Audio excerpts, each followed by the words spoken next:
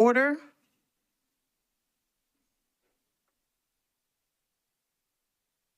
And we're going to start off because we have some folks signed up for public comment, so we're going to start that period. Pursuant to Council Rule 28, the public comment period at committee meetings is limited to items that appear on the committee agenda. All public comment speakers must present proof of tenancy residency. Each speaker is limited to 2 minutes. The total time is 8 minutes. So we will start going down the list. If there's any remaining time, we do have a couple of people on the wait list. We'll move to those folks. So first we have David Andrews, Resolution 2025-1261 in support.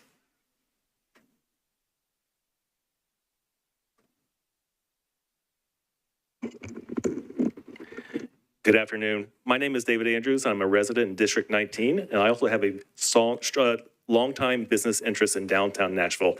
I want to vocalize my support for the Nashville Downtown Partnership and the notion that any expansions of the Central Business Improvement District means a cleaner, safer downtown and the work of the Downtown Partnership as a whole. As a downtown resident and the owner of D. Andrews Bakery Cafe on Church Street, I have witnessed firsthand the positive impact of CBID. The proposed expansion will provide much needed services to ensure that our downtown remains clean, safe, active, and attractive for residents, businesses, and visitors alike. As someone investing into these very services, I'm happy with the return on my investment. I hear it all the time from tourists, flight attendants, and conference goers. They all say we have the cleanest downtown in America. The activation of Church Street Park has been a game changer for my block downtown. Its cleanup and constant program has had a tremendous financial benefit to my bakery. The Business Improvement District managed by NDP has made a significant difference in the downtown for 30 years with enhancements such as cleaner streets, public safety initiatives, and improvements to overall aesthetics of the district. The proposed expansion will expand these efforts, ensuring that our downtown remains not only an active destination, but also a safe, well-maintained environment for everyone who lives, works, plays, or invests there. Thank you. Thank you so very much. Next, we have Mr. David Ewing in support of RS 2025-1261. Thank you for your time, members of the Metro Council. David Ewing, I'm a business owner in downtown Nashville on 6th Avenue. I give tours to some of our 17 million guests that come here every year, and wanted to talk about the Downtown Partnership. 20 years ago, I worked for at the Chamber when the Downtown Partnership was part of it, and the Downtown Partnership with this CBID has gone to the next level. As David said, our streets are spotless. When tourists come, and I just had a group from Quebec this past weekend, they were just astonished how clean our streets are, how safe the area is. And, you know, people don't want to invest in an area that is not clean and safe. Interestingly enough, you know, when Bill Purcell was mayor, there was about 700 people that lived downtown. Now there's 20,000. I walk the streets of downtown every day, and the ambassadors are compassionate. They take pride in their work, and they are kind of our eyes and ears of downtown. Our unhoused community, they know very well. They try to talk to them, provide wraparound services if we can, and it is something other cities have a partnership. Nobody has a partnership like us because it's a true partnership. This is public and private money going in here. And one of the things, you talk about the beauty of downtown. If you look at the landscaping on Church Street, that's not city money. That's the partnership money with the CBID. Same thing for Church Street Park, same thing for Walk of Fame Park. So we are now a 24-hour city. And because of the Downtown Partnership, I talked to one of my friends who was here in Nashville 15 years ago, the Hilton Hotel. They said, don't walk over there, don't go down this street. No one ever says that anymore. You feel very safe to walk downtown at any sort of part of the day. So thank you for considering this and supporting the Downtown Partnership. Thank you, Mr. Ewing. Next, we have Ryan Possible Kiani in support of RS 2025-1261, followed by Elizabeth Mayhall. If you want to line up behind Ryan, you're recognized. Thank you very much. My name is Ryan Keene. I live in the Gulch, resident of the Gulch in the Icon Building. I'm also part owner of a building on 2nd Avenue. So I often say that we live in the best city in the best state in the best country in the world, and I truly believe that. Thank you. And one of the reasons is the National Downtown Partnership and the CBID and the GBID. And it's really the bridging the gap between the ordinary services of the city and the extraordinary services that they provide, including the extra landscaping and beautification and extra garbage pickup, really provides the residents and the patrons of the city a safe feeling and a clean feeling. Thank you very much.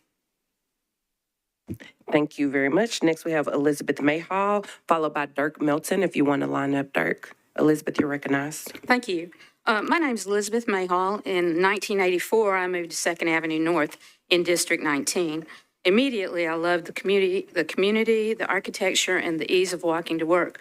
16 years ago, I bought a piece of those red bricks of my own by purchasing a condo in Church Street Lofts.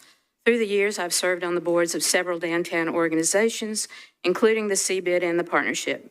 I've seen the good work of these organizations both inside and out. Downtown residential is not for everyone, but I wouldn't want to live anywhere else. To this day, I feel a profound sense of gratitude whenever I walk to the Ryman. My premise has always been that I should be able to walk downtown in a pleasant environment without fear for my safety. The Clean and Safe team has always been responsive when I've called. They care about downtown. This is evident when you look at the management of the organization. Most business concerns would be hard-pressed to duplicate the loyalty and tenure of the many people that work for the Partnership. It is apparent that many people in the county outside of downtown thinks they pay for the service the CBID provides. You all know that the CBID is funded by an additional tax on downtown property owners as well as a downtown retail tax. Downtown property owners voted to approve this tax, and through the years, I've always considered this to be a good investment, as well as my small contribution to the health and vitality of downtown. Bottom line, the Partnership through the CBID does an outstanding job maintaining a clean and safe environment, as well as improving the aesthetics of the neighborhood. The proposed expansion will ensure that more of downtown has the opportunity to enjoy these benefits. Thank you. Thank you so much. Next, we have Dirk Milton, followed by Alex Chambers, if there is time. Dirk, you're recognized. Thank you so much, and appreciate the time to be with you today. My remarks will be brief, so Alex can speak as well. So Market Street Enterprises, as many of you know, was the original master developer of the Gulch neighborhood dating back to 1999. And we helped with other property owners and stakeholders in the neighborhood spearhead the creation of the Gulch Business Improvement District in 2006. And so all I can do is witness and message to y'all a 20-year track record of success with the Downtown Partnership. There are several meaningful milestones in the development of the neighborhood that our company has been a part of. I don't think any of them is more significant than the role, the contribution in building community that the Nashville Downtown Partnership has done over almost the past 20 years. Our company is the largest taxpayer in the Gulch, and we're happy to do it, to have these services that really help build our community. And we couldn't be any more supportive of this initiative, and thank you for your consideration. Thank you so much. And finally, we have Alex Chambers. You have 30 seconds. I'm Alex Chambers. I'm with Highwoods Properties. We're one of the largest investors in downtown, owning the former Pinnacle building, now the Symphony Place, Asurian, and Bridgestone. As you know, Downtown Partnership has been, doing for 30 years, been doing cleanliness and safety. It served us well. It's been a great investment for us. It's only natural that the CBID would expand as development has expanded outside of downtown. And we are going to be taxing ourselves for this. It doesn't cost Metro anything. And we ask for your support for the legislation. Thank you, Mr. Chambers. And colleagues, as you remember, pursuant to Rule 28, that period is limited to the 8 minutes. So that is why we only had 30 seconds for the last speaker. And because our first 4 speakers took less than 2 minutes, we were able to get to a few more people. So with that, we will go ahead and go into the agenda. Thank you, Vice Chair Toombs, for getting us kicked off today, everyone. I have 11 members present at this time, so we do have a quorum. Committee members, please remember to put your yellow committee member tags up, and it looks like almost everyone now has them up. So thank you all so much for doing that. No worries. The following items have been proposed for the consent agenda. If you have something that you would like pulled from the consent agenda, please raise your hand. Proposed for consent, we have RS 2025-1227, RS 2025-1257, RS 2025-1262, RS 2025-1263, RS 2025-1264, RS 2025-1265, RS 2025-1266, RS 2025-1267, RS 2025-1268, RS 2025-1269, RS 2025-1270, RS 2025-1271, RS 2025-1272, RS 2025-1273, RS 2025-1275, RS 2025-1277, RS 2025-1278, RS 2025-1279, RS BL 2025-838, BL 2025-839, and BL 2025-842. Are there any items anyone would like to have pulled from the consent agenda? Councilmember Allen, you're recognized. Thank you, Madam Chair. I'd like to pull RS 2025-1263, 1272, and 1278. 63, 72, and 78. Yes, ma'am. Okay, 1263 was agenda item 12. 1278 is agenda item 27. And then 1278 is, and then 1272, I missed that one, is agenda item 21. Okay, Councilmember Cortez, you're recognized. Thank you, Madam Chair. Could we remove BL 2025-838 and RS 2025-1271? Okay, 1271 and BL 838. So 838 is agenda item 29, and RS 2025-1271 is agenda item 20. Councilmember Soror, you're recognized. Thank you, Chair. RS 2025-1262 and 1279, please. 1262, that is agenda item 11. And then the other one, Councilmember, was that 79? Yes. Okay. That is agenda item 28.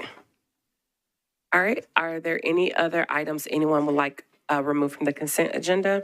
Seeing none, I'll go ahead and read the captions, and we will have another bite at the apple if you also choose. RS 2025-1227, a resolution authorizing the Metropolitan Development and Housing Agency to negotiate and enter into a pilot agreement and accept payments in lieu of ad valorem taxes with respect to a multifamily housing project located at 2920 Hamilton Church Road, known as Autumn Lake. RS 2025-1257, a resolution accepting a grant from the Tennessee Department of Mental Health and Substance Abuse Services to the Metropolitan Government, acted by and through the State Trials Court to provide Tennessee Certified Recovery Court treatment services to nonviolent offenders as an alternative to incarceration. Sponsors Porterville, Evans, Ewing, Welsh, Gadd, Allen, and Sorora. RS 2025-1264, a resolution approving and authorizing the Metropolitan Mayor submitted Amendment 7 to the Action Plan for Disaster Recovery for the use of Community Development Block Grant Disaster Recovery Funds to complete recovery efforts resulting from the May 2010 flood. Sponsor Porterville. RS 2025-1265, a resolution accepting the terms of a cooperative purchase and master agreement for railway paving equipment for the Department of General Services. Sponsors Porterville and Hill. RS 2025-1266, a resolution accepting a digital skills education and workforce development grant from the Tennessee Department of Economic and Community Development to the Metropolitan Government, acting by and through the National Public Library to provide broadband digital skills training, education, and workforce development program skills. Sponsors Porterville, Gadd, Ewing, Welsh, Ellis, Allen, and Sorora. RS 2025-1267, a resolution accepting a grant from the Tennessee State Library and Archives to the Metropolitan Government, acted by and through the Nashville Public Library to provide access to and circulation of special materials formatted for individuals who are hearing impaired, providing programming for the deaf and hard of hearing, and to promote general support of library patrons who are orally challenged. Sponsors Porterville, Ewing, Welsh, Allen, and Sorora. RS 2025-1268, a resolution accepting the Healthy Start Initiative grant for the U.S. Department of Health and Human Services, Health Resources and Services Administration to the Metropolitan Government, acting by and through the Metropolitan Board of Health to provide a variety of services in reducing infant mortality for pregnant and parenting women. Sponsors Porterville, Evans, Ewing, Welsh, Gadd, Ellis, Allen, and Sorora. RS 2025-1269, a resolution approving Amendment 2 to a grant from the Tennessee Department of Health to the Metropolitan Government, acting by and through the Metropolitan Board of Health to implement and coordinate activities to services related to sexually transmitted infections or STI prevention, testing, diagnosis, treatment, and surveillance. Sponsors Porterfield, Evans, and Walsh. RS 2025-1270, a resolution accepting a grant and appropriating a donation from the estate of Martha Jo Whitfield Sparagen in the amount of $114,198.86 to the Metro Animal Care and Control Donation Fund, and authorize the Metro Animal Care and Control Division of the Metropolitan Public Health Department to expend the donated funds to further its duties, responsibilities, and missions. Sponsors Porterfield, Evans, Walsh, Gadd, and Ellis. RS 2025-1273, a resolution to amend an interlocal cooperation and mutual aid agreement by and between the Metropolitan Government of Nashville and Davidson County, or Metro, and the City of Brentwood, City of Franklin, City of Goodlettsville, City of Hendersonville, City of Murfreesboro, and Wilson County to include the town of Nolensville, and an agreement to create and operate a USNR water rescue team that will provide response and rescue services. Sponsors Porterfield, Evans, and Welsh.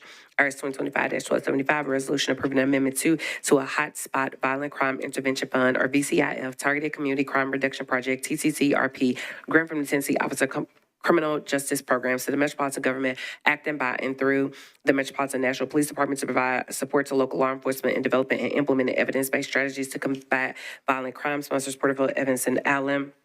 RS 2025-1277, a resolution authorizing the Metropolitan Department of Law to compromise and settle a personal injury claim of Brittany Abernathy against the Metropolitan Government of Nashville and Davidson County in the amount of $67,500, with said amount to be paid out of the self-insured liability fund. Sponsor Porterfield. BL 2025, bills on second reading. BL 2025-839, ordinance approving the sale of approximately .03 acres of remnant property located west of First Avenue North, east of Second Avenue North, and north of Van Buren Street. Sponsors Porterfield and Hill. And BL 2025-842, an ordinance authorizing the Metropolitan Government of Nashville, Davidson County, acting by through the Metropolitan Department of Water and Sewage Services, to enter into an agreement with Cumberland-Riverland Compact to continue to fund initiatives established as a result of the consent agreed with the Department of Justice of the United States and the state of Tennessee. Sponsors Porterfield, Parker, Welsh, Bradford, Allen, and Evans, Sequel. Are there any additional items anyone would like to have pulled from the consent agenda? Seeing none, can I get a motion? Can I get a second? It has been moved and properly seconded. Is there any discussion? Seeing none, all those in favor say aye. Any opposed, nay. Any abstentions or anyone not voting? The consent agenda passes. 11 in favor, 0 against, 0 not voting. The first item not on consent will be BL 2025-833, a bill to be entitled the Budget Ordinance of the Metropolitan Government of Nashville and Davidson County, Tennessee for fiscal year 2026. Sponsor Porterfield. Can I get a motion? It has been moved and properly seconded. Is there any discussion? Can we have someone to make a motion to re-refer this back to the committee so that once it passes in committee, once we get on the floor tomorrow, we will make another motion to bring it back to the committee so that the committee could address it on third read. And so if we can get someone to make that motion of a re-referral. Is there a second? Is there any discussion? Seeing none, all those in favor say aye. All those opposed, nay. Any abstentions or anyone not voting? Motion carries 11 in favor, 0 against, 0 not voting. The next item is BL 2025-834, ordinance establishing the tax levy in the General Services District for the fiscal year 2025 to 2026 and declaring the amount required for the annual operating budget of the Urban Services District pursuant to Section 6.07 of the Metropolitan Charter. Sponsors Porterfield. Can I get a motion? Is there a second? It has been moved and properly seconded. We also need this one to be re-referred back to committee if we can get that motion. Is there a second? It's been moved and properly seconded. Is there any discussion? Seeing none, all those in favor say aye. Any opposed, nay. Any abstentions or anyone not voting? Motion carries 11 in favor, 0 against, 0 not voting. The next item is BL 2025-835, an ordinance adopting the 2025-2026 through 2030-2031 capital improvements budget for the Metropolitan Government of Nashville and Davidson County as the official capital improvements budget of the Metropolitan Government of Nashville and Davidson County for fiscal year 2025 to 2026. Sponsor Porterfield. Can I get a motion? It's been moved and properly seconded. This one also needs to be re-referred back to committee. Is there a second? It's been moved and properly seconded. Is there any discussion?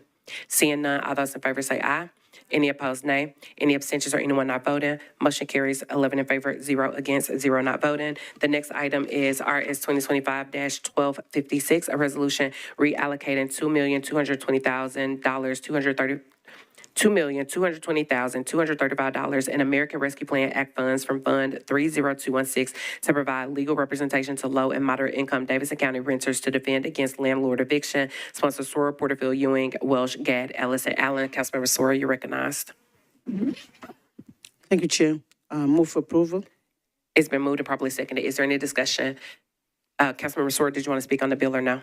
Yes, please. Okay. Thanks, colleague. Oh, let me stand. This is the eviction right to council that we basically started from 2020 with the research and the funding from 2021. All of you should have received the stout report because part of the funding that we did, we actually commissioned that a survey or a study should be done to see the impact of the funding that we're doing. And based on the stout report, it shows that, and it's an independent report, that for every dollar that we invest, we get a $5.10 return. 250 is a direct return to the county. 2.6 is a return to the clients that we're helping. This is something that you're going to hear a lot of story. You've heard a lot of story about people that are impacted by this, and this have helped. One of the ones that moved me the most was a family that was about to be homeless.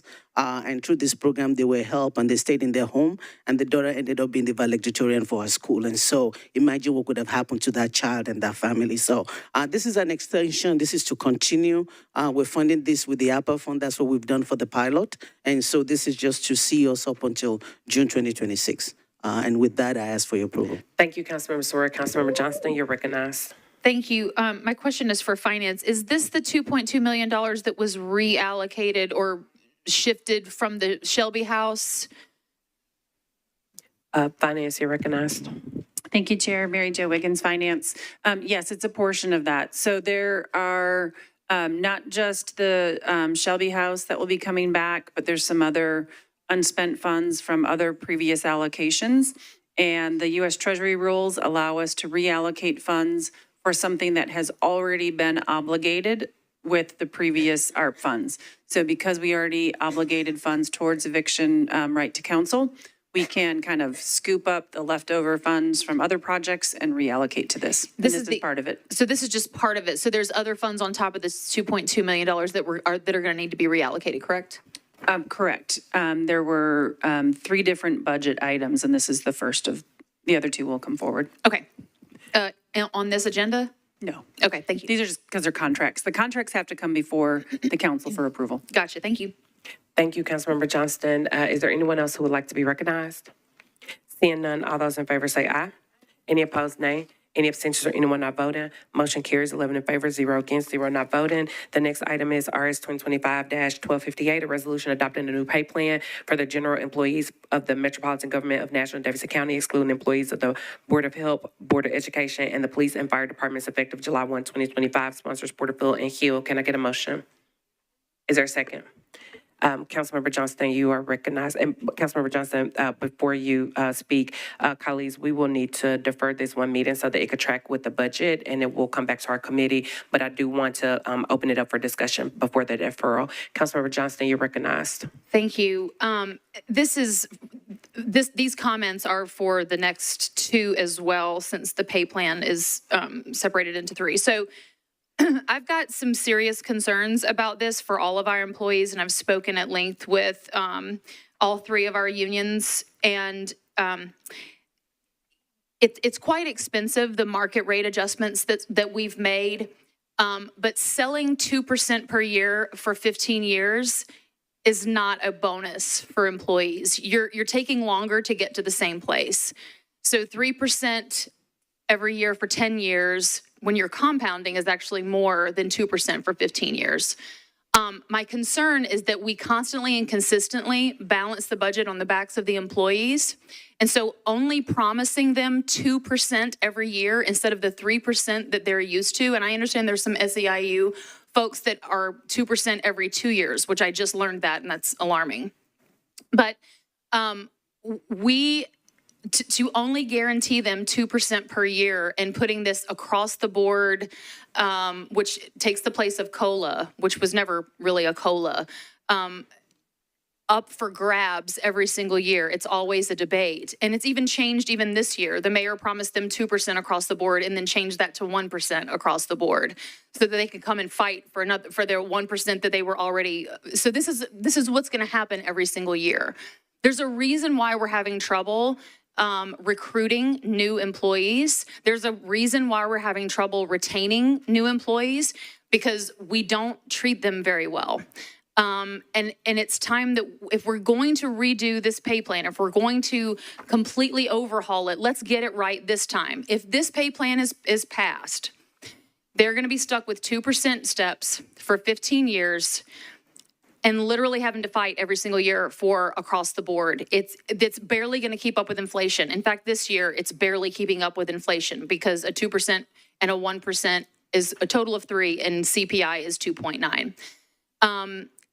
It's not a popular plan. I think there's a lot of people that have concerns. All this information has been dumped on us at the last minute, which is as per usual. Which is another issue. But I really think that we need to think long and hard about this, because once this passes, there's not going to be any appetite to change it for many, many years. And so I think if we've already invested the $1 million to fix this because we knew what we were doing was not right, we're going to kick the tires. We're an open book. And they basically come back and say, well, let's just change it to a 15-year plan and give them 2% raises, 2% steps. Like, that's just not a better plan. It may be better for Metro because it's cheaper and we can extend it out, but it's not better for the employees, and they know it. So I want to open this up for discussion. I hope people have a lot of questions. This just is not the right way to overhaul our pay plan for our employees. Thank you, Councilmember Johnston. I'm going to go to Vice Chair Toombs, and then we'll go to Councilmember Cortez, and then we will also Councilmember Soror, and then we have some other information to kind of clear up. Councilmember Toombs, you're recognized. Thank you, Chair. So 2 things. One, my understanding of the pay plan is that with the market adjustment, the actual ranges of pay for each position were adjusted up so that each employee on average is getting about a 7% increase in pay. So it's not just a 2% across the board. It's because of the pay range adjustment up, each employee is going up within that particular range. Then there's 2% on top of that, then the 1% on top of that. And so I'd like some clarification on if that's correct. And then 2, it is June 2nd today. Is it possible, even possible, to change what has been presented to the council as the pay plan? If not, what is the consequence of not passing the pay plan?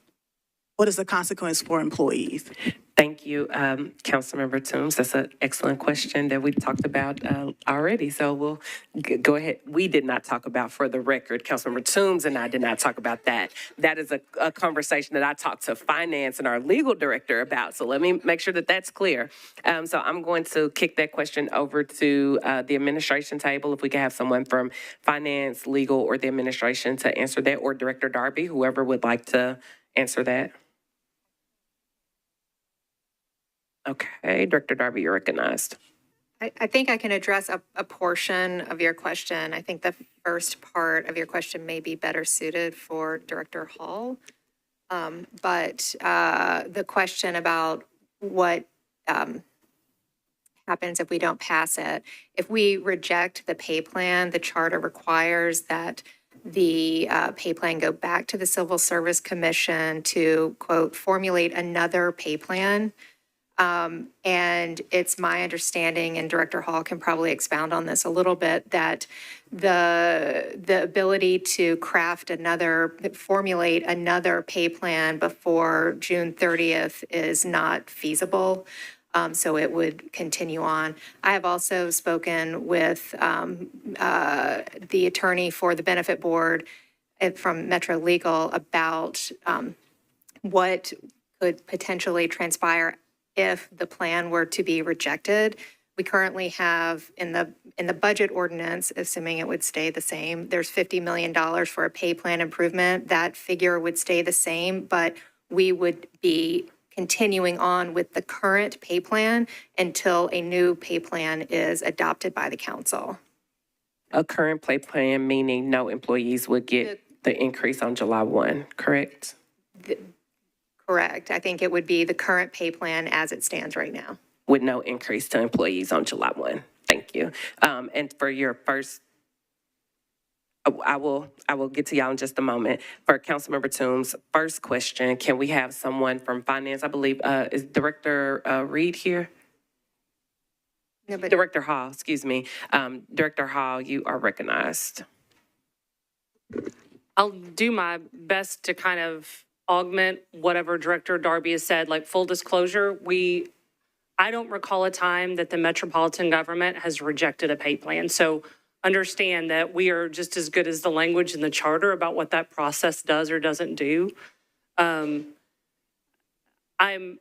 Some of the language in the charter, like, and I am going to defer to the attorneys here, which would be Director Darby and then the attorneys for Civil Service Commission and Benefit Board as to what that process would do. But the council still has to pass a budget by June 30 or the mayor's budget defaults. And so I think it would still provide a financial placeholder as to what the employee pay would do. And I guess we would do our best, but whipping up a pay plan takes us all year. So we would work to try to put together a pay plan that would pass civil service, that would back into the financial component that is required for the balanced budget is my speculation. But we've never had this, certainly that I'm aware of, maybe ever before in Metro. Thank you. And can you confirm Councilmember Toombs' first question, which was that employees all steps were increased? Council Lady, would you like to restate your question? I believe it was that all steps were increased. The pay range for, I guess, each step was increased so that folks are getting a bump. And then that 2% merit increases on top of that. And then that 1% across the board is on top of that. So yes, you have the 2% across 15 years as opposed to 3% across 10 years, but that base salary is being bumped up, and then you have that increase on top of that. Director Hall. I understand the question. All pay ranges in the pay plan, all classifications, all went up. This is consistent with Director Darby. I assume you put our PowerPoint on the Council Connect so they could see all this as we previewed.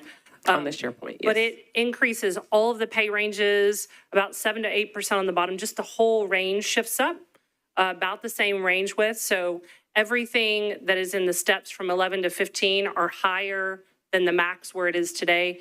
So all of those are net add pay. That part, the whole pay plan goes up, and then we divide it over the 15 steps.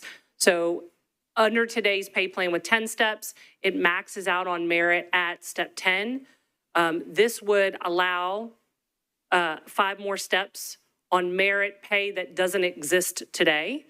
For the purposes of implementation just for this year, the 1% across the board is in the market adjustment. And then the merits on top of that. But any year going forward we would be proposing total wage growth. So it'd be merit and whatever the difference was, that would be our recommended across the board. And then it follows the legislative path with the finance director, the mayor, and the council, who have the authority, using whatever metric they want, to increase or decrease that across the board, just like they have today. So that mechanism does not change. And our predictability for where the across the board is will be the difference between the 2% merit and whatever ECI, the Employment Cost Index, which is the total wage growth is, as well as the compensation planning surveys. So the actual total wages of the market that have actually occurred, and then going forward, what they speculate is immediately getting ready to happen in a blended rate, and then it will go through that each year. So whatever was speculated for future years would become the ECI in the next year. Thank you, Director Hall. Did you have any additional questions, Councilmember Toombs? So if the pay plan were not to pass, whenever a new one would be created, passed by civil service, come back before council, would there be say that it equals a pay increase? Would there be a retroactive increase to July 1 or just starting whenever it passes?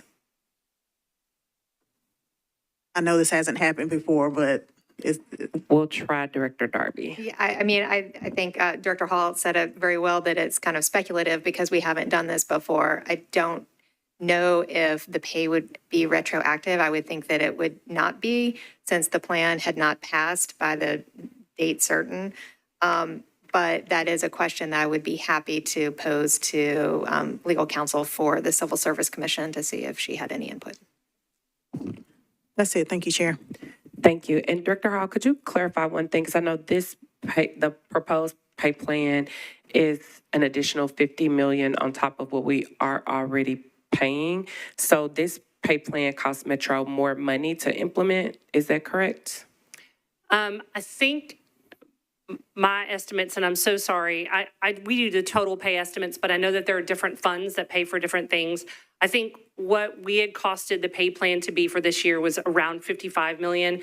It may be lower in your operating budget because there are other funding sources like enterprise fund that may pick it up. So just full disclosure, our numbers are 55 or so million for the pay plan.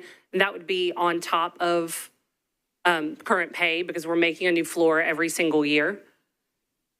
But Chair, I'm sorry, did I answer your question? Is there more to that question? Let me go to Ms. Wiggins, because I want to make sure that we all are operating from the same information. So the comment was made that this saves Metro money. It would appear that this is costing Metro more money. So I just want to make sure that we have the correct information for the record. So Ms. Wiggins, if you could introduce yourself and address that question. Yes, thank you, Mary Jo Wiggins, Finance. Director Hall is correct. 55.8 million is the increase over prior year to implement the pay plan restructure, which includes the 1% across the board, plus the 2% merit. So all of that combined is 55.8 million additional in the general fund. Thank you.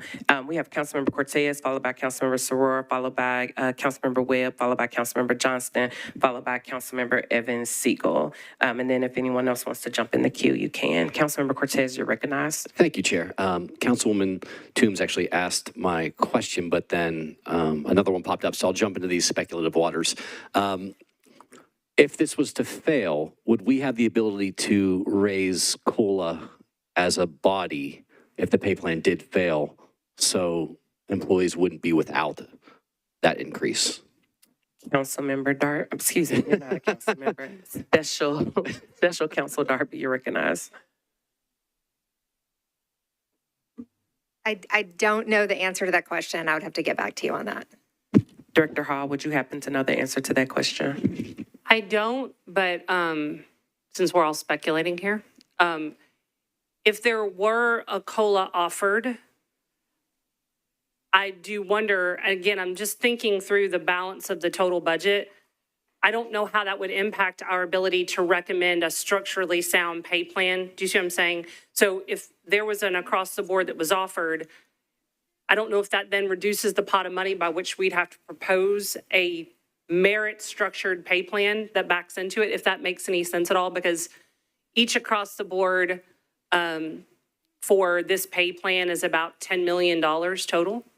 So if there were across the boards that were granted, I don't know if the council can and can't do that with or without a pay plan. I definitely know that they can, that's a uniform adjustment. But I don't know how that would impact our ability to structure a merit-based pay plan with the difference, if that makes any sense. Thank you so very much. Councilmember Cortez, you're recognized. I'm going to wait for Ms. Darby to get back to me. And I don't think any other question I'm going to pose this is going to do anything but muddy the waters, so I'll wait till I get some more information. Thank you. Councilmember Soror, you're recognized. Thank you, Chair. Thank you, Director Hall. I have a question and then some comments. The question is this new pay plan that is for 15 years, is the opportunity to review, revise in that time? I believe the question that Councilmember Soror is asking is, are we locked into this pay plan for the next 15 years or can it be changed? Is that your question, Councilmember Soror? Thank you. You speak Zolfat. Director Hall, you're recognized. Sorry. I think it can be changed. Usually you wouldn't want to make, I think theoretically you wouldn't want to make substantial pay plan changes year over year on a really frequent basis, because I think it would be very confusing for employees. But no, I do not think that you are locked into any specific period of time on this particular pay plan. What I do think is important is that we are building structurally sound merit-based systems, no matter what they look like, so that they can be funded year over year, which is our goal. Thank you. I asked that question because 15 years seemed like a long time, and I think that's where that question from our colleague, Councilmember Justin, is coming from. I did do my budget conversation this weekend, and it was with union members, and the reaction to the pay plan is mixed. There's a lot of good things in there that they like. I think the bone of contention is the 2%, 1% across board. One of the things that I want us to also understand as a council and as a body is that we're also limited in how much we can tie future bodies in terms of money that they can spend in the future.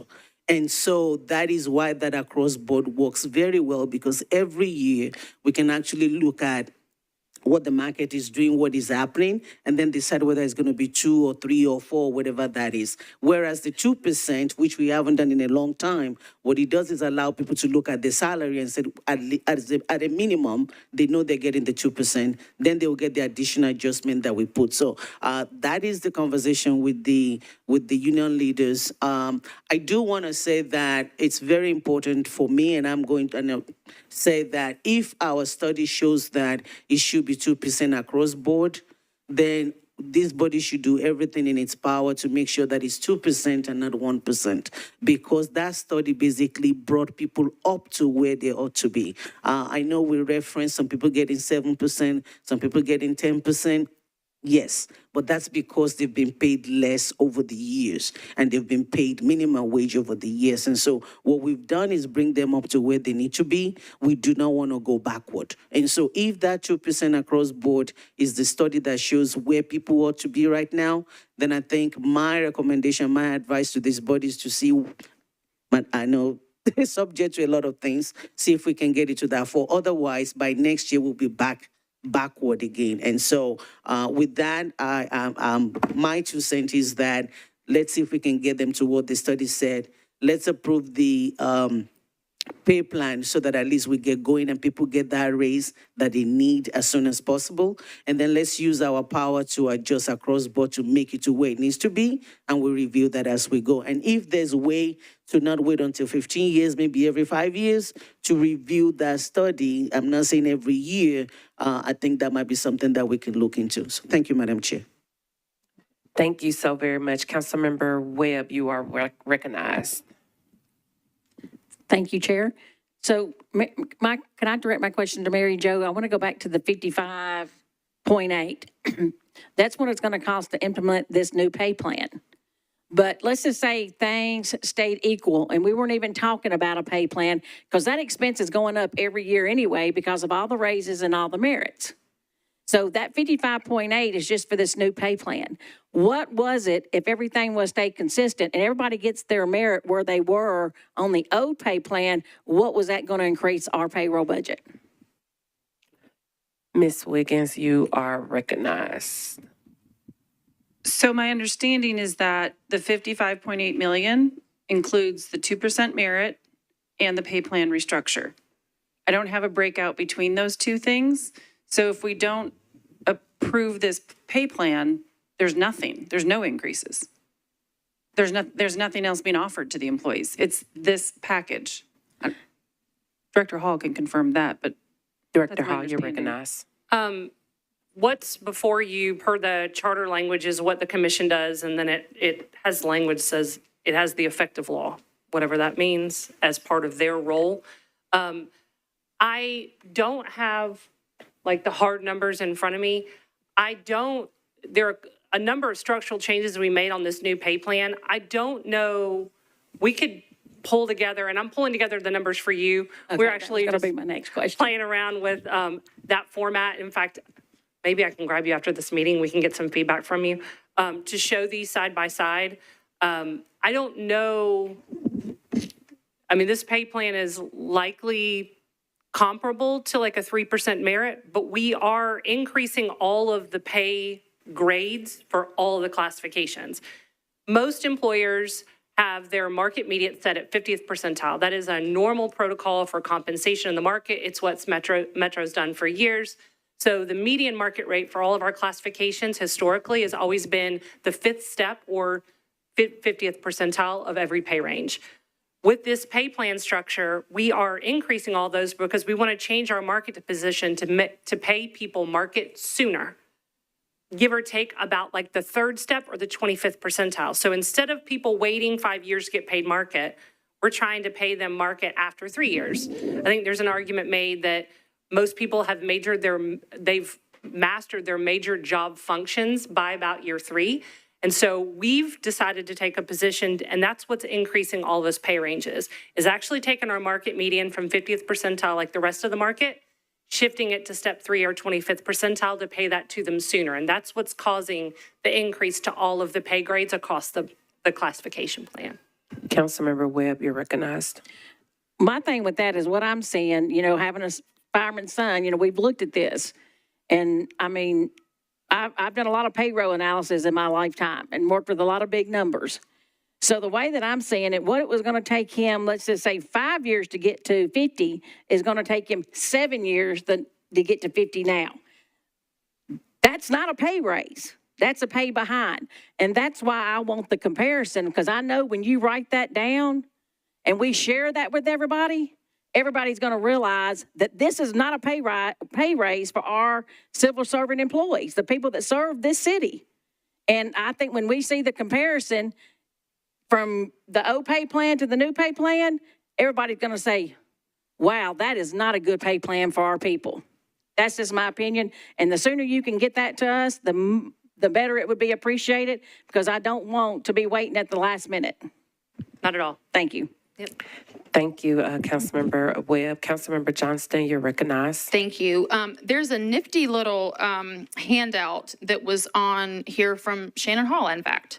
So I encourage you to look at it on page 4. It shows you, so there's 3 parts to this. There's the market adjustment for each step.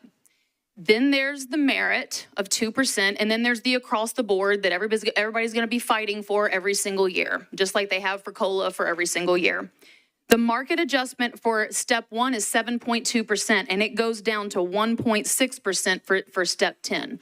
So, okay, everyone's getting an increase, but not everybody's getting the same increase. So new employees, bang up job. People that have been here 8, 9, 10 years, you're barely getting anything. And then, well, that's okay, because we're going to be able to give you another 2% every year for another 5 years or whatever.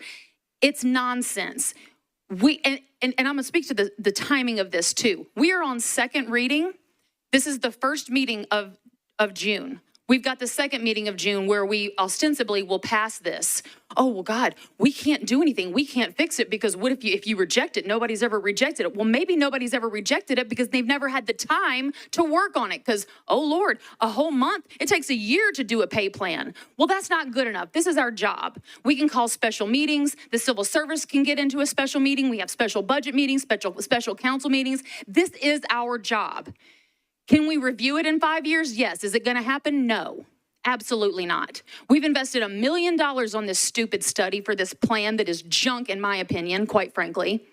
And our employees are going to be stuck with it for at least 15 years, at least 15 years. And yes, there are some employees that are excited about it. Why? Because they were getting 2% steps every 2 years, which is terrible. So now they're going to go to 2% every 2 years. So yes, they're happy. But in the long term, is it the best plan for them? No.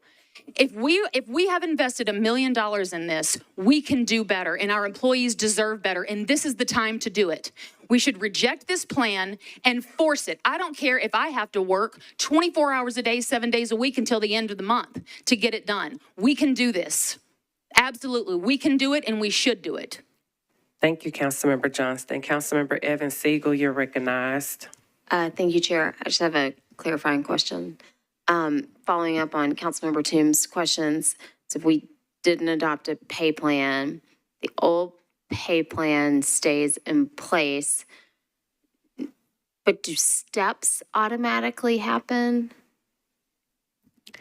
I will turn that over to either Director Hall or Director Darby.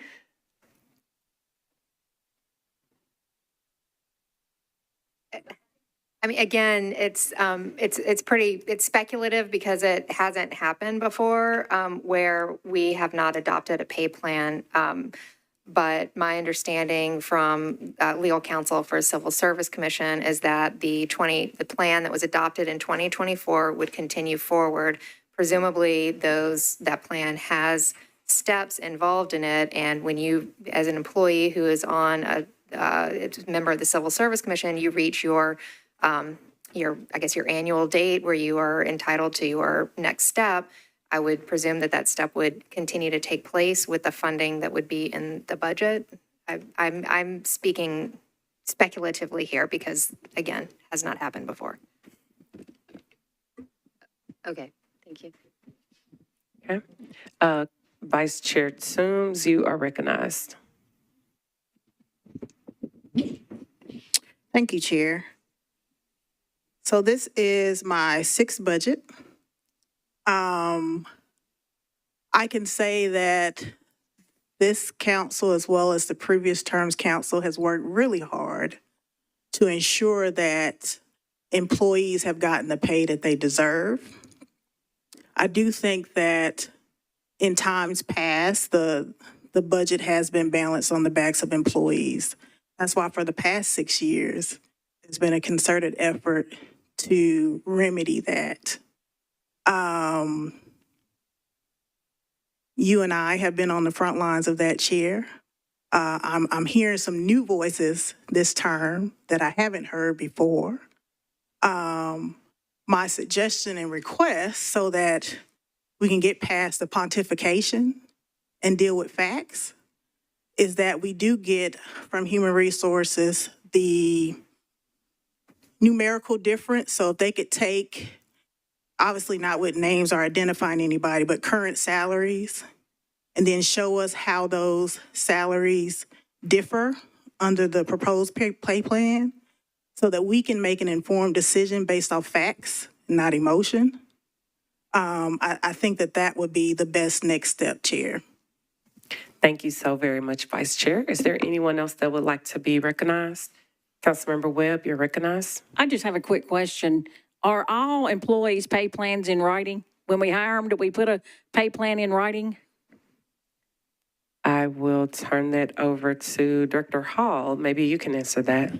Well, the pay plan is the one that's adopted by council. That is the pay plan. So the charts that are in front of you, I mean, we put it into a pretty book that's available online for everybody to see publicly, internally and externally. But the charts that are before the council and how you adjust your across the boards, we update those charts. If you guys, like, often you guys have increased the across the board the last couple of years, we update those charts. And then that has the effect of law, is my understanding, Director Darby. So that resolution, because you guys are the final step of that pay plan adoption by charter. Councilmember Webb, did that answer your question? Sort of, kind of. I was wondering, like, because everybody has a different pay plan, like firemen have a pay plan, a general labor has a pay plan.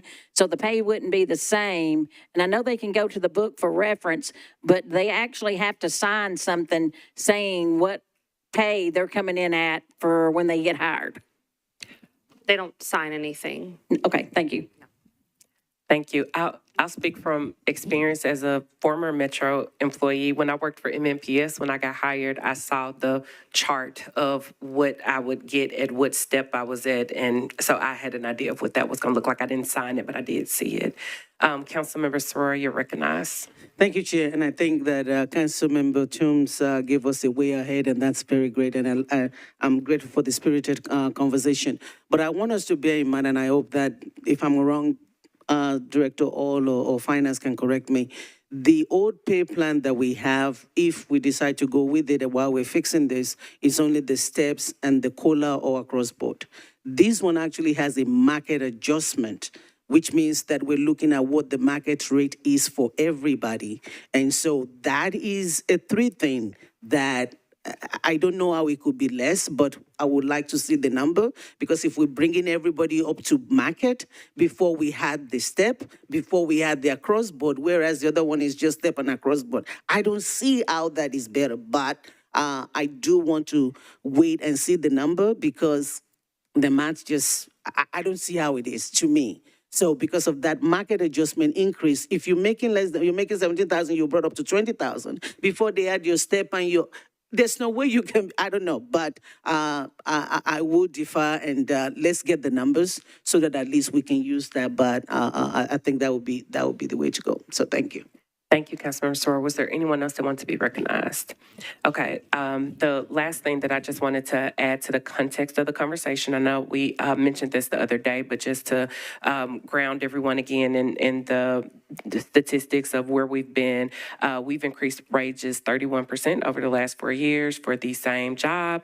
Metro has exceeded both the private and public sector in the last few years with increase in pay. ECI, in the event that ECI is lower than CPI, we can also give more for the across the board. So there's nothing that precludes civil service, the mayor, or the council from increasing across the board in a year when CPI is greater than ECI, and we determine that we want to do something additional. I've also stated that I will do everything in my power to try to find that additional 1% so that we can meet the civil service recommendation, because I do think that that is the fair thing to do for our employees. So I am committed to trying to do that, but also we have to be committed as a body to understand that we have to have a zero, our budget has to balance. Is a zero-sum game. So if we're going to add some money somewhere, we have to cut some money somewhere. So I look forward to everyone's agreement when we start looking at where we're going to start cutting to make sure that we make these numbers balance out. And with that, can we please get a motion for a 1 meeting deferral so that this can track with the budget and re-refer back to committee? So moved. It's been moved and properly seconded. Any discussion on the deferral? Seeing none, all those in favor say aye. Any opposed, nay. Any abstentions or anyone not voting? Motion carries 11 in favor, 0 against, 0 not voting for a 1 meeting deferral. The next item is RS 2025-1259, a resolution adopting a new pay plan for employees for the Metropolitan Departments of Fire, Police and Fire effective July 1, 2025. Sponsors Porterfield, Evans, and Hill. Can I get a motion? Is there a second? It's been moved and properly seconded. Is there any discussion? Replay everything that we just discussed for the last 20, 30 minutes, however long it's been. Can I get a motion for a 1 meeting deferral with a re-refer back to committee? Is there a second? It's been moved and properly seconded. Is there any discussion on the deferral? Seeing none, all those in favor say aye. Any opposed, nay. Any abstentions, anyone not voting? Motion carries 10 in favor, 0 against, 0 not voting for a 1 meeting deferral. The next item is agenda item number 9, a resolution adopting a new pay plan for employees of the Metropolitan Board of Health effective July 1, 2025. Sponsors Porterfield, Evans, and Hill. Can I get a motion? Is there a second? It's been moved and properly seconded. Is there any discussion? Seeing none, can I get a motion for a 1 meeting deferral with a re-referral back to Budget and Finance Committee? It's been moved and properly seconded. Is there any discussion on the deferral? Seeing none, all those in favor say aye. Any opposed, nay. Any abstentions or anyone not voting? 1 meeting deferral passes. 10 in favor, 0 against, 0 not voting. The next item that is not on the consent agenda is Councilmember Coopin giving you a heads up over there. RS 2025-1261, a resolution initiating the creation of an expanded downtown central business improvement district and setting a public hearing regarding the creation of the same. Sponsor Coopin, you are recognized. Thank you, Madam President, or Madam Chair, sorry. I think I need somebody to move the bill to get it before us. It's been moved and properly seconded. Perfect, thank you. Appreciate my colleagues' support on this and appreciate everybody that came out and spoke. We are engaging in a process to consolidate the Gulch Business Improvement District with the Downtown Business Improvement District, and then doing an expansion as well. So happy to go into the weeds later for folks if you want to get into the weeds on how the bids are structured and all that. But it's been a really great asset to downtown. I think it's an asset to the whole city. It takes a lot of weight and pressure off of the whole municipal system, whereas taxpayers in this area pay for their own services and pay for enhanced services. That does generate revenue that the whole city gets to utilize. I do recognize that there was some conversation last week and into the weekend about some concerns with some of the pieces of this, the partnership and what they do. I want folks to know that I've been hard at work. I actually went out this morning at 6 a.m. with the Downtown Partnership Outreach team to see firsthand how they worked. I've been talking to some of my unhoused friends downtown, a number of other groups. So a lot of work being done there. Again, this is the resolution that just says, hear ye, we want to do the bid and that we want to have a public hearing. The establishing ordinance will run 3 readings. The public hearing will have to track into July because of the state law that says it has to be more than 30 in less than 45 days since first reading. So anyway, I encourage my colleagues to support this, and then via Council Connect or at a meeting, reach out with questions, and we'll continue to do the work to make this great service and support continue. Thank you, Councilmember Coopin. Is there any additional discussion? Councilmember Sora, you're recognized. Thank you, Madam Chair. And this is for Director Darby. Can we hear from Downtown Partnership Director? I have some direct questions on this. I think they're here. What is it that you would direct the question to me, and we'll direct it to the proper person. But yes, there's nothing stopping them from answering the question. Thank you. Thank you. Councilmember Coopin said a lot about what this is, and it was great to hear from everybody that came to spoke, the owners of the properties, for the services that they receive. And I want to acknowledge those services being performed, and also acknowledge the fact that because they're paying for it, it's not coming out of general fund. And so I'm not in opposition to this. But I also did not want us to just vote for it without talking about the controversies around it. Because where the connection comes is that, and I don't know for those of you, if you've seen the story, was the story about an unhoused person downtown, and how that person, the officer that dealt with that person, actually told the person they've been instructed to not bother tourists, but only to deal with the unhoused people. And I think since part of the services that the money collected will be doing is security and safety, I want to hear directly, because that story was very upsetting for a number of people. So, Mr. Turner, thank you for being here. So my question is this, and to Chair, I have three questions. The first question is, there was an allegation, assertion that the officers were told to arrest any unhoused person downtown, and that if there's a tourist sitting on the sidewalk, they should not mind them. But if he's an unhoused person, they should do something. I want something from the story I couldn't get directly, if this is right or wrong or not. And before we vote on something that impacts downtown, I would like an answer to that question. Thank you, Councilmember Sora. Then we have a representative. If you could just introduce yourself, you are recognized. Thank you. My name's Tom Turner. I'm the president and CEO of the Downtown Partnership. I think this is where I also tell you where I live, but District 25, I live and vote there, 4321 Prescott Road. Come by anytime, help me pull weeds. The question from Councilmember Spora about whether contracted security is directed to focus on solely on a group, or even focus on a group and ignore another group, is not our directive or policy. We confirmed / reiterated with our contractor that's not the case. I was out of town on Friday, but we contacted them this morning. So that's not what they're directed to do, and he assured us that that's not what they are doing. Thank you. I think it's very important to hear directly that that's not the directive, and to make sure that the security group is informed in no uncertain term that, and they should let their officers and everybody know, so that there's no misunderstanding or misrepresentation of what they're supposed to do with the money that they're collecting. The other thing that, and thank you for that, the other thing that I wanted to ask is this, and I think it's very important. The issue of homelessness in Nashville is not just Downtown Partnership, it's a city issue. And when I look at the data that was shared in the story, it appears as if as soon as we have a dealing with someone, they come back right on the street, which means that we do not have, the solution to homelessness is housing. We do not have enough to house people, and that's why we're seeing so many people on the street. So my conversation, and for full disclosure, I did send these questions to Mr. Turner over the weekend. What is the Downtown Partnership doing in this area? Not just the, if you can talk about the outreach, but the housing piece. Is there something that you've done in the past? And are you committed to also doing this? Because there's additional money coming in. We want to be able to make sure that those money are actually going into things that are permanent solutions and not a revolving door where people are just going and coming and, like I said, putting bandages on it rather than fixing it. Mr. Turner, you're recognized. Right. Thank you again.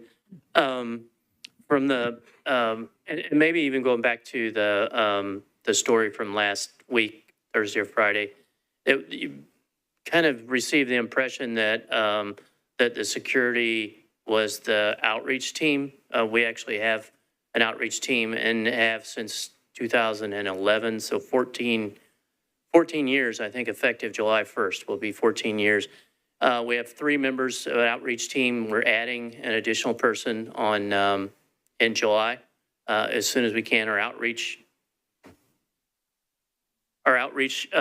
supervisor is here, Antonio Tomlinson, and our 3 outreach workers do like a phenomenal job interacting with people on a daily basis.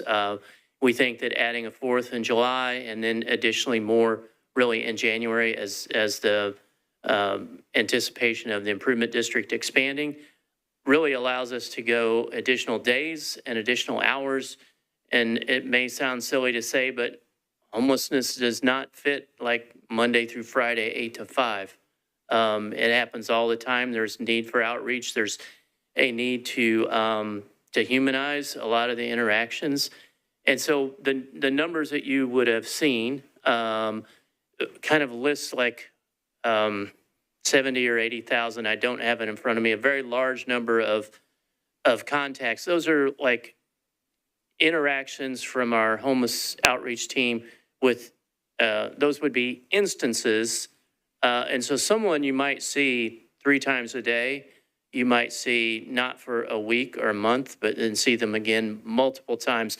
So there's an incredible number of interactions that go on.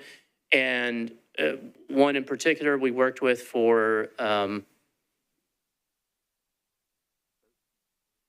14 years to build a relationship over time. And it had a lot of success over the last probably 3 or 4 months.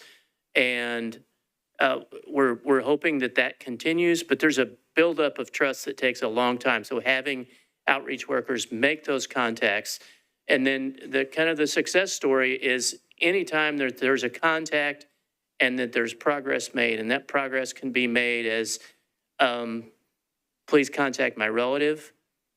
I'd like to go to Room in the Inn for assistance. I'd like help with my ID. There can be very small things and it can be really big things, such as I really need help and I need it right now. So it's a wide variety of interaction. On the homeless front, for doing this 14 years, and I apologize, I know we're going a long time. In the past, and it's weird that it kind of ties up with COVID, but before COVID, we, in addition to outreach, we also provided housing. At one point, I think we had 9 apartments that were rented. As COVID recovery dollars came in, there was more money available for housing. And so we transitioned and add to our outreach team to reach more people, and then partnered with various agencies, Metro's Homeless Impact Division, and, partners with Room in the Inn, others to actually transition folks to them for the specific housing. So I don't know where the future goes on funding for homeless services. That everything that's been done, I don't see our numbers going down anywhere throughout the county. I was on the Homelessness Commission for years as well. But responding to the market's a weird term, but that's really what we did, is respond to the availability of housing and who was providing it. We found some other forms of housing during the COVID years, and we added outreach. And so we're not necessarily sticking 100% with our plan.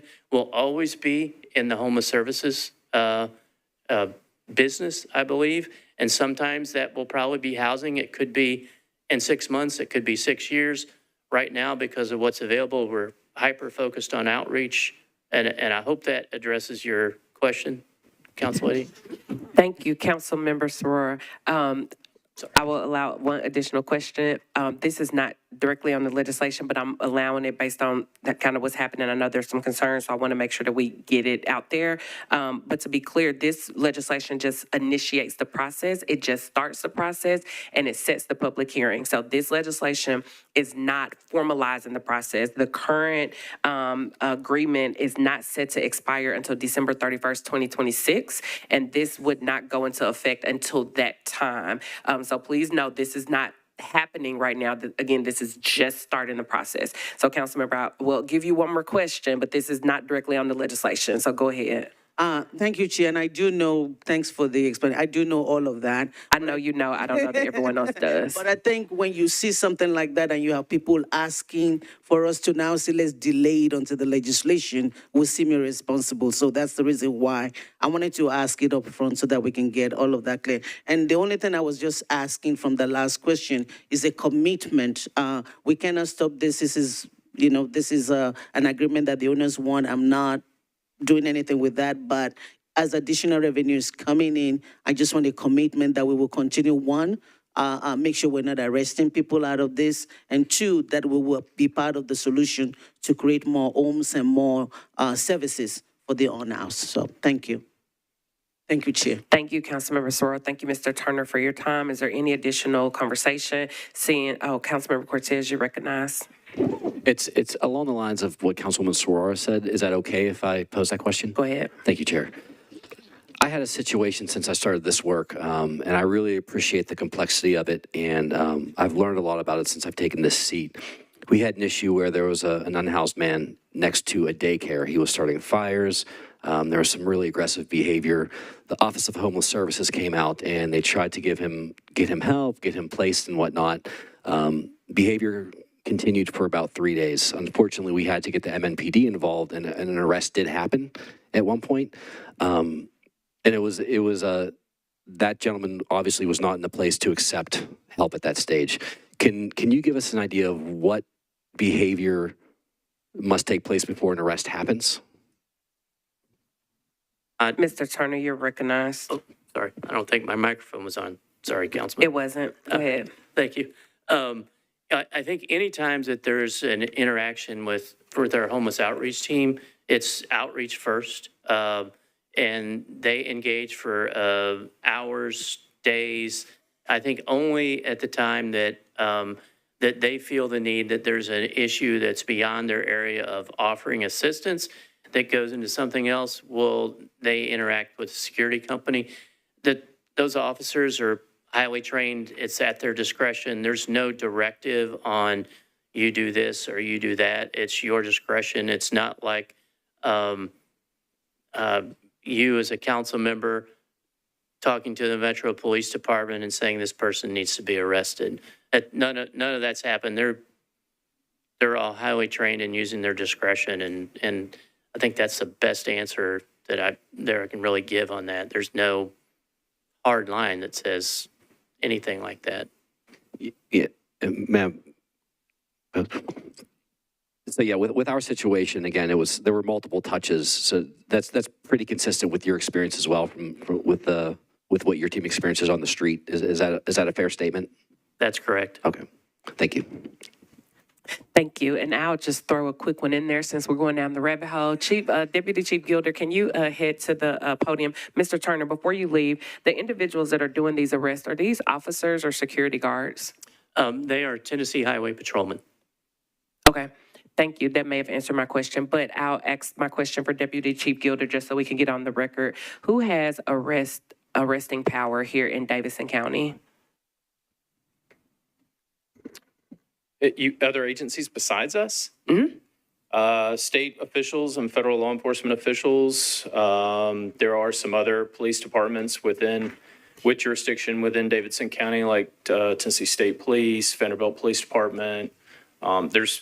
I don't know, do you want me to run through all of them? That's good, but in essence, like you can't have a random security guard making an arrest on the street. If someone has arresting power, that's because they are either like Tennessee Highway Patrol or MNPD or some official agency. I'm sorry, I was speaking to law enforcement agencies. There is under Tennessee law such thing as a citizen's arrest, so citizens are able to make arrests under Tennessee law. I'll ask more about that later. Thank you. Maybe in public health and safety. All right. Thank you so much. Are there any additional questions or comments? Seeing none, all those in favor say aye. Any opposed, nay. Any abstentions or anyone not voting? Motion carries. 11 in favor, 0 against, 0 not voting. Thank you again, Mr. Turner. The next item that was not on the consent agenda is RS 2025-1271, a resolution accepting a capacity building case for investment Nashville Davidson County grant from the Community Solutions International Incorporated to the Metropolitan Government, acting by and through the Office of Homeless Services to staff a veteran system lead position to ensure swift cultivation of department strategies and goals with specific focus on veteran sponsors, Porterfield, Evans, and others. Can I get a motion? Is there a second? It's been moved and 11 and 12. Okay, we will come back to 11 and 12. Thank y'all for catching that. I went to 11 and 12 were not on consent. My apologies. Thank you. I will come back to 11 and 12. For item number 20, Councilmember Cortez, I believe you wanted to be recognized for this one. I believe you pulled this one off consent. Which number are we at? I'm sorry, I got lost. This is number 20. I will come back to 11 and 12, y'all. My resolution number RS 2025-1271. I believe you pulled it off consent, Councilmember. I did, thank you. Is there a member of Office of Homeless Services here? We do have someone here. If you all can come up to the podium. Yeah, thank you, Chair. I just had a question. I just wanted to learn more about the program. What is the goal of the position, and will this position continue once grant funding runs out? You are recognized. If you can introduce yourself. Sorry, thank you. I'm Allison Cantway from the Office of Homeless Services. So this grant comes from an organization called Community Solutions, and they really focus on ending homelessness. They're a nationwide organization. This project is called Built for Zero. It's active in many cities throughout the country, but it's really based on ending veteran homelessness in particular, with the goal of reaching what's called functional zero, knowing that ending homelessness completely for every veteran is a really, really tall order. But can we get to the point where the number of folks that may be going into homelessness each month is the number that the system can adequately serve and can house every month, so that, homelessness is rare and it is brief, right? So that's what functional zero is. That's what would be the goal for this position. Some communities in the country have been able to reach functional zero, which is really incredible. We've been working with Built for Zero for a little while now, but this would fund an entire position, in our department that would focus specifically on veteran homelessness, knowing that there are certain nuances for that population that we need some specialized work on. And this position would work really closely with, of course, our continuum of care. We have a veterans work group within the continuum of care and the Homelessness Planning Council. Your question about funding, so I believe that this would fund 2 years, and of course with any position that we get, because we have many grant-funded positions. Sustainability is always going to be key, because we don't ever want to get to the point where, it's the end of the grant and we're just going to lose a position. So yes, this is definitely something that's been discussed with an eye towards sustainability, whether it's working with Community Solutions again or some other way. We have a lot of veterans organizations here in Nashville, and so I think that the increased collaboration that this position would bring would help with that sustainability piece, if that makes sense. Thank you for that. Would you be able to give me some outcomes and strategies that have been used in other cities that have gotten to functional zero? Yes, I can. I have lots of handouts right here that I'd be happy to share with you, but I will say that the outcomes that this project would be targeting are decreasing homelessness generally, increasing exits to permanent housing, and decreasing the amount of time between when someone enters homelessness and when they're permanently housed. But yeah, I can give you much more information. I would love to see that. Thank you so much. Of course. Thank you, Councilmember Cortez. Any other discussion? Seeing none, all those in favor say aye. Any opposed, nay. Any abstentions or anyone not voting? Motion carries 10 in favor, 0 against, 0 not voting. Colleagues, we're going to go back to agenda item 11. My apologies. I was going a little too fast there. Thank you, Vice Chair Toombs and Councilmember Gamble for flagging that, as well as Ms. Zeitlin over there and Director Darby. Everybody was coming from both ways, so thank y'all so much for that. Agenda item number 11, which is RS 2025.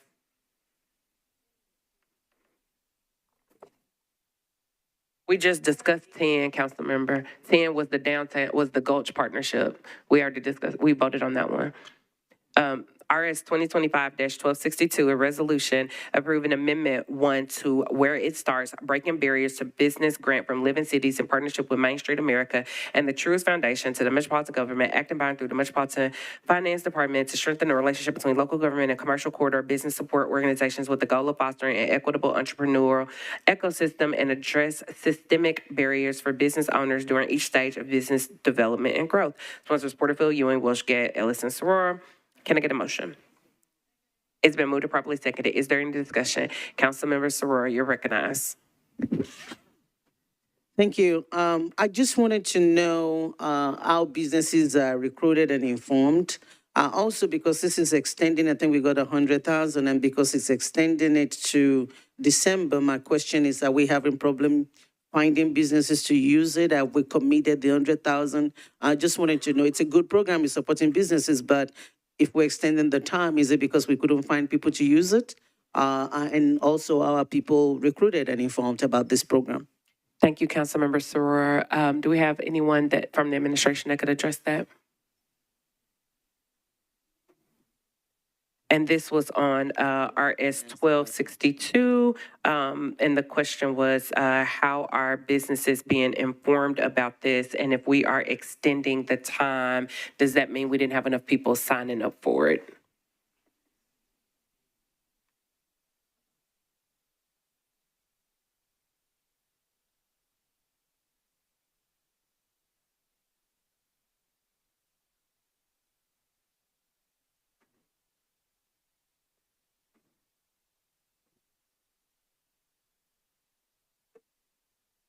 Would you all like us to roll that to the hill while you get that information? Okay. All right, thank you. We will, without any objection, we'll roll that to the hill. Don't let me forget. I know y'all won't. All right, RS 2025-1263, a resolution declaring surplus and approving the disposition of certain parcels of real property in accordance with Section 2.24.250G of the Metropolitan Code of Laws. Sponsors Porterfield, Gamble, and others. Can I get a motion?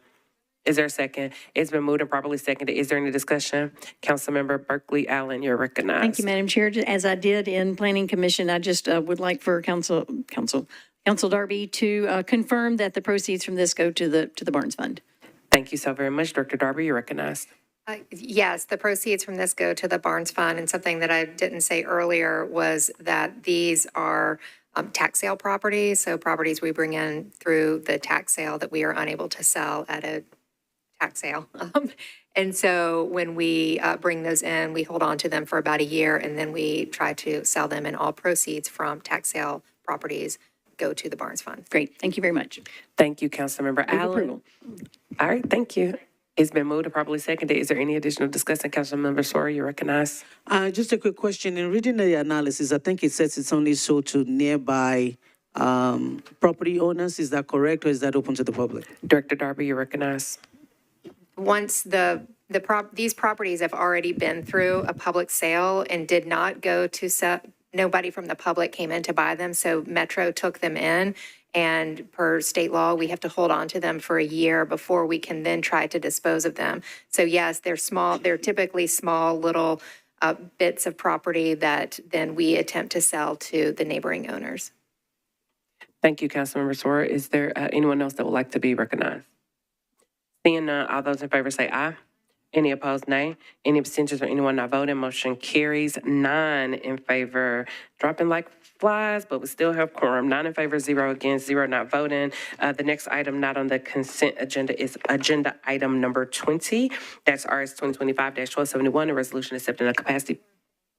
Just kidding, we already did 20. All right, 21. Keep me honest, y'all. Thank you.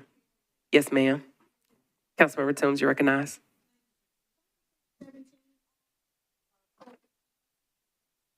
I do not have 17 off the agenda, but let me check again. That's 1268. I did not see it. I did not see it pulled. It was on consent, yeah. All right. Agenda item number 21, RS 2025-1272, a resolution approving an intergovernmental agreement between the Metropolitan Government of Nashville, Davidson County, by and through Nashville Fire Department, NFD, and the Tennessee Bureau of Investigation, TBI, to establish an emergency medical technician, EMT, training relationship. Sponsors Porterfield, Evans, and Gag. Can I get a motion? Is there a second? It's been moved and properly seconded. Is there any discussion? Councilmember Allen, you're recognized. Thank you. I just thought it was interesting that TBI was serving in an EMT position. Is there someone that can explain why that particular agency was chosen? Thank you, Mr. Young. If you could introduce yourself. Thank you, Mark Young, Nashville Fire Department. Council Lady, the TBI actually reached out to us about, this is very similar to what we would do with the universities where students would do ride-alongs on the ambulance. They had reached out to see if some of their employees could do ride-alongs just to keep up with their skills. So that's what it is. Thank you so very much. Councilmember Allen, did you have any additional questions? So it's just a temporary, for a while, kind of project. Mr. Young? Well, I'm not sure if it's temporary, but it wouldn't be real often, I don't think. It's just sporadically students. It's right now, the universities, it's more of a student ride-along. This is more of an employee that with the TBI that just keeping their skills up sharp. Great. But I'm not sure about a temporary thing, but it wouldn't be very often. Not very often. Okay, thank you for that clarification. Thank you, Councilmember. And it says the agreement is effective upon execution and will continue until termination. So if that helps. All right, any additional, anyone else, would anyone else like to be recognized? Seeing none, all those in favor say aye. Any opposed, nay. Any abstentions or anyone not voting, motion carries. 9 in favor, 0 against, 0 not voting. The next item is agenda item 23, RS 2025-1274, a resolution authorizing the Metropolitan Department of Law to compromise and settle the claims of Deanna Watson and as independent administrator of the estate of Claude Garrett against the Metropolitan Government's former employees in the amount of $300,000 with said amount to be paid from the Judgments and Losses Fund. Sponsor Porterfield. Can I get a motion? Is there a second? It has been moved and properly seconded. Is there any discussion?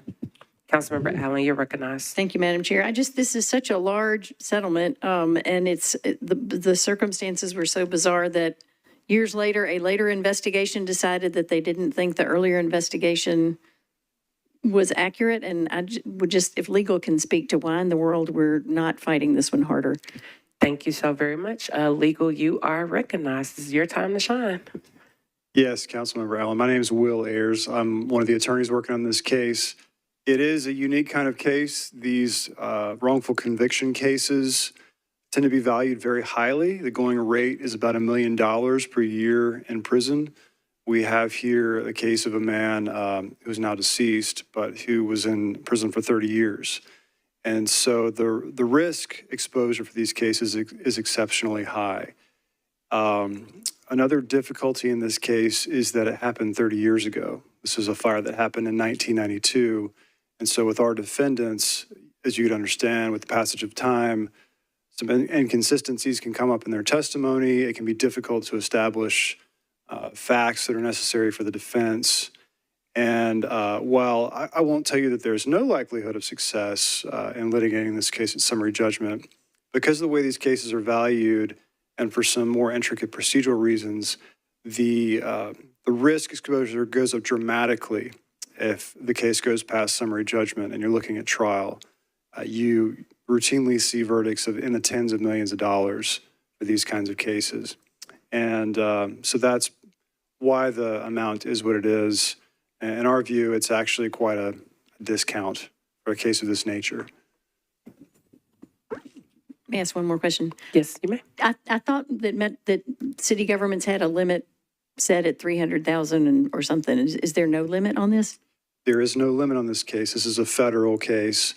There is a cap on state law negligence cases, and that is at 300. Councilmember Allen, did you have any additional questions? Councilmember Evans Siegel, you're recognized. Thank you, Chair. I would just note that Mr. Garrett's case was picked up by the Innocence Project.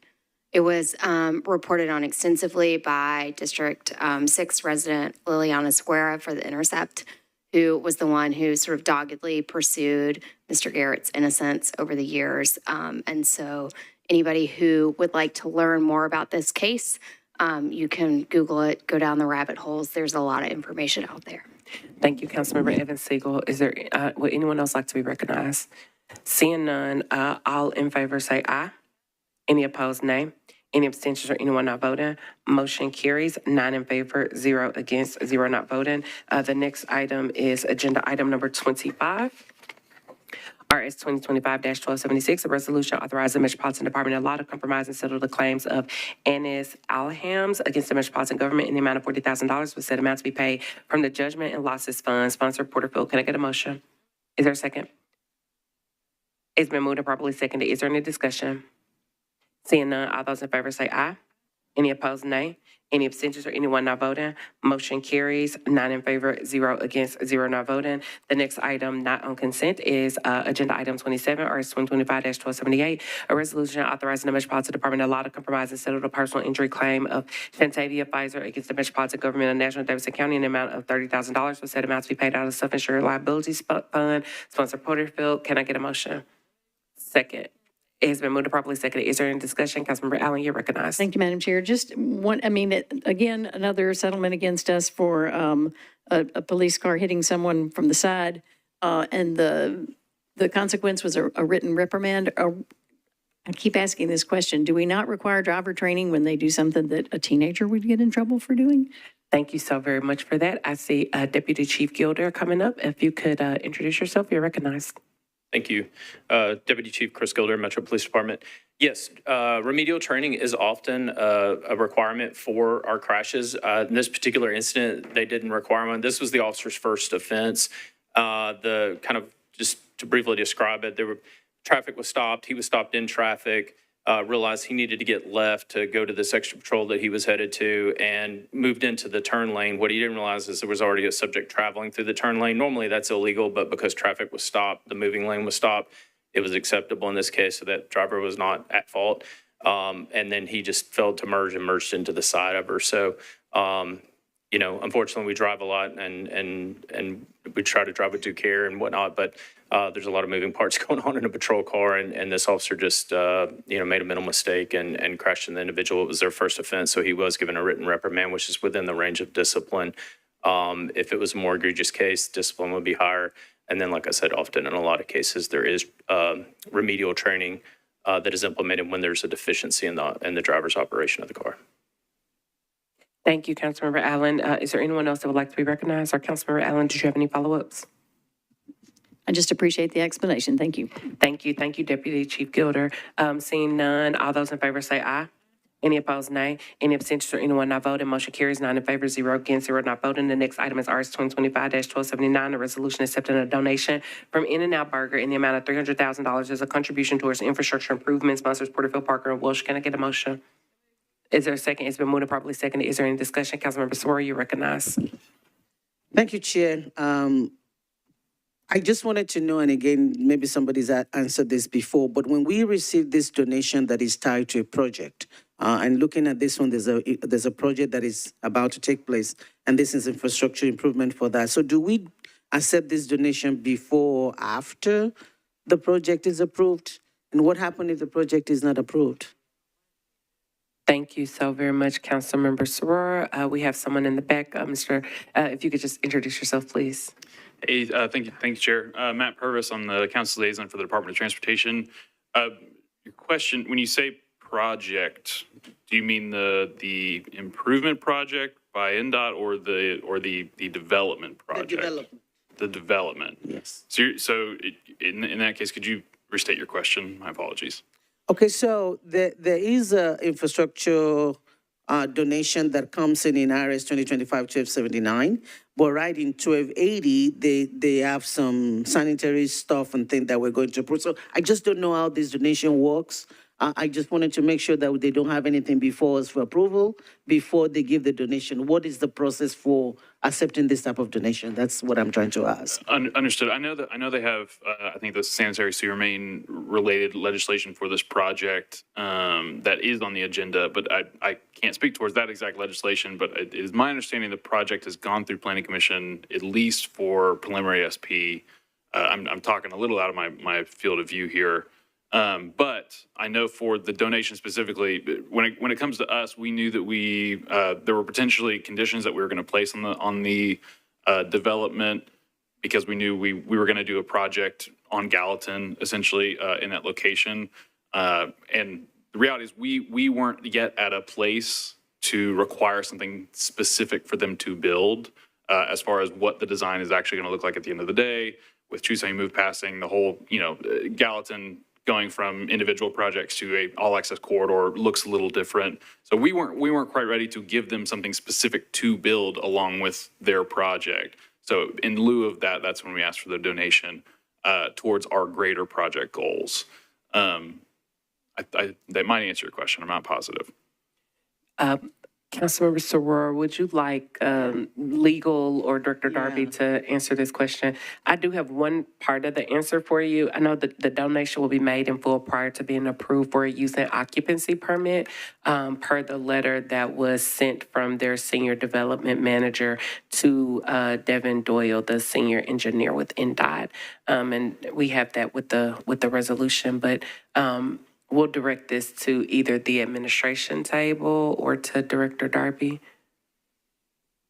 Can you repeat the question? The donation, is it before or after a project? That was all I was asking. The donation is given before. Okay, so from the way that I was reading it, and I read the one before, the one after, they're donating this towards infrastructure improvement. I understand that. But do they have a project before Metro that requires a council approval, that requires a permit, that requires anything that is before or after this donation? I just wanted to make sure. I don't know if what I'm saying makes any sense, but I don't want it to be seen as if we're getting a donation right before we approve something. That's what I'm trying to clarify. Thank you. I understand now if you want me to take it. So according to the letter to our development services group of NDOT, it is agreed upon that before Metro gives them use and occupancy for their development after being, physically completed, they will be required to contribute towards our greater project. I see the other hands. I wanted to make sure that the people that, okay. So I saw Councilmember Webb first, and then I saw Councilmember Evans Siegel, and then we'll go to Vice Chair Toombs. Councilmember Webb, you're recognized. I don't know if I can actually answer her question, but this is in my district. And we approved this, the In-N-Out Burger. It's the In-N-Out Burger, and it was approved months ago. And then this came across the thing. But I think it's part of the deal in the beginning, but everything else has to fall in place before they get to this last spot. Thank you, Councilmember Webb. Councilmember Evans Siegel, you're recognized. Thank you, Chair. I don't know if this will help my colleague. I've asked a lot of questions about these in the past as well, in part because sometimes I've noticed district council members, they'll pop up and they haven't always told you that they're here. And they come through transportation and infrastructure, which is where I typically ask my questions. And I think it's helpful to understand that a lot of times the infrastructure that's required for a development exceeds just the scope of that development. So there might be, say, $300,000 that we can attribute to the In-N-Out Burger, but there's a bigger NDOT project. There was one at one point that was in Madison. It was like a bus stop, and it had to do with where the bus stop was, right? And you couldn't just sit the bus stop there. We had to do a bunch of other improvements. So we got $125,000. There was one in Coupin's district as well related to some sidewalk improvements. And typically what happens is the developer contributes that money to us so that we can complete the bigger project without having to pay for the portion attributable to the developer, because the developer can't on its own do the portion attributable to it, if that makes sense. So it is not as if we are accepting a donation in exchange for an approval. It's that in order to get it approved for it to work, the improvement has to be done. But the improvement is part of a bigger improvement for which it's more efficient for us to do the whole thing at once. But we don't want to pay for their part. Thank you, Councilmember Evan Siegel. Councilmember Vice Chair Toombs, you're recognized. Thank you, Chair. I was going to say something similar to Councilwoman Evan Siegel. It's not unusual to have additional infrastructure improvements as part of a rezone. I do it all the time. Other council members do it all the time, whether it's additional sidewalks, pedestrian crossing, traffic light, et cetera. I think just in this case, as Mr. Purvis described, they know they need something in the area. They just don't know what. And so the price of that something is $300,000. But this is not something that's unusual. As long as there's a nexus to the project, it's appropriate. Thank you, Vice Chair Toombs. Councilmember Sora, did you have any additional questions? No, ma'am. I just, thank you for the explanation. I just wanted, since I saw a bill right after it is what raised the question. And so if this is not tied to a direct project for the donor, then there's no misunderstanding. Thank you. Thank you, Councilmember Sora. Any additional comments, questions, concerns? Seeing none, all those in favor say aye. Any opposed, say nay. Any abstentions, anyone not voting, motion carries. 9 in favor, 0 against, 0 not voting. And we're down to our last two items. Agenda item number 29, which is BL 2025-838, an ordinance creating the positions of Assistant Grants and Accountability Officer, Fire Deputy Director Chief, Grants and Accountability Officer, Investments Portfolio Manager, Short-Term Rental Inspector 1, Traffic Management Center Manager, Traffic Management Center Operator 1, Traffic Management Center Operator 2, Traffic Management Center Supervisor, Urban Forestry Chief, Urban Forestry Inspector 1, Waste Services Superintendent, Waterfield Technician Supervisor, Zoning Inspection Chief, Zoning Inspector 1, Zoning Inspector 2, sponsors Porterfield, Hill, and Vogue. Can I get a motion? Is there a second? It's been moved and properly seconded. Are there any comments, questions, concerns? Councilmember Cortez, you're recognized. Thank you, Chair. Just a rookie question. Would these fall under this current budget, or would these be put into the new budget? And let's say we submitted a substitute budget. Would these have to be put into that if we voted on these today? Thank you, Councilmember Cortez. Director Darby, would you like? Oh, sorry. Director Hall, you're recognized. Thank you. Per the charter, when we create new positions that go in the pay plan, it has to be by ordinance. So this will go into the FY27 budget as new positions created. It's a separate but related component to the pay plan. So would not be affected by the earlier conversation, but these positions would be created. They have to exist in the pay plan within a pay range in order to get people hired and paid in those positions. So more of an administrative function, and we routinely do this every year. Sometimes it's a couple of classifications, sometimes it's a handful, but the charter requires that it be initiated by ordinance as part of the budget process. Thank you. Thank you. And Director Hall, one clarifying question. That was for fiscal year 26, is that correct? This is for fiscal year 26, yes. So it would be related to the pay plan. Okay, thank you. I just wanted to make sure because you have fiscal 27, so I just wanted to make sure that it was 26. Yes, ma'am. All right, thank you so much. Any additional comments, questions, or concerns? Seeing none, all those in favor say aye. Any opposed, nay. Any abstentions or anyone not voting? Motion carries. 9 in favor, 0 against, 0 not voting. And if we could flip back to agenda item number 11. If you remember, we took that one to the Hill. We moved that one to the Hill. My apologies. RS 2025-1262, a resolution approving Amendment 1 to Where It Starts, Breaking Barriers to Business Grant from Living Cities in partnership with Main Street America and the Truist Foundation to the Metropolitan Government, acting by and through the Metropolitan Finance Department to strengthen the relationship between local government and commercial corridor business support organizations with the goal of fostering an equitable entrepreneurial ecosystem and address systemic barriers for business owners during each stage of business development and growth. Sponsors Porterfield, UN, Welsh, Gad, Ellis, and Soror. Can I get a motion? Is there a second? It's been moved and properly seconded. And I will go straight to the administration table for an answer. Thank you. I believe the question was, what was the primary reason for the extension? Is that correct? Sure, we'll start there. So there was no change in the funding, but because of a lot of the uncertainty at our new federal administration level, the grant had certain verbiage and language, and we wanted to, as we've talked about before, we've had reviews of those contracts to make sure that when we sign the grant contract, we are in full compliance. So there was some just need to extend the time to put all of this in motion. So a little bit of the chaos at our federal level is what's causing the extension. So Member Swerve, you are recognized. Chair. So all of the 100,000 is appropriated. We already have. Correct. people No that we change gave in it to. funding, no real change in the actual administration and what we're doing with the program.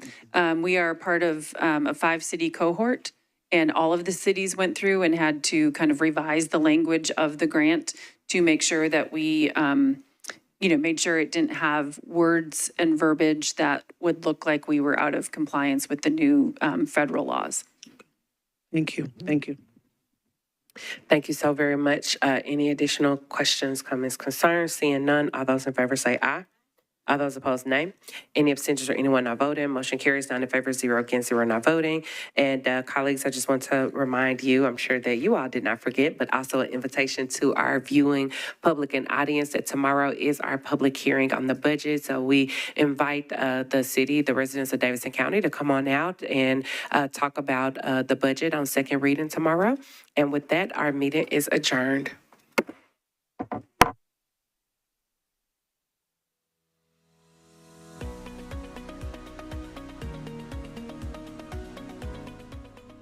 This has been a service of the Metro Nashville Network. If you would like to see this presentation again, or for more information on this and other programs, visit nashville.gov.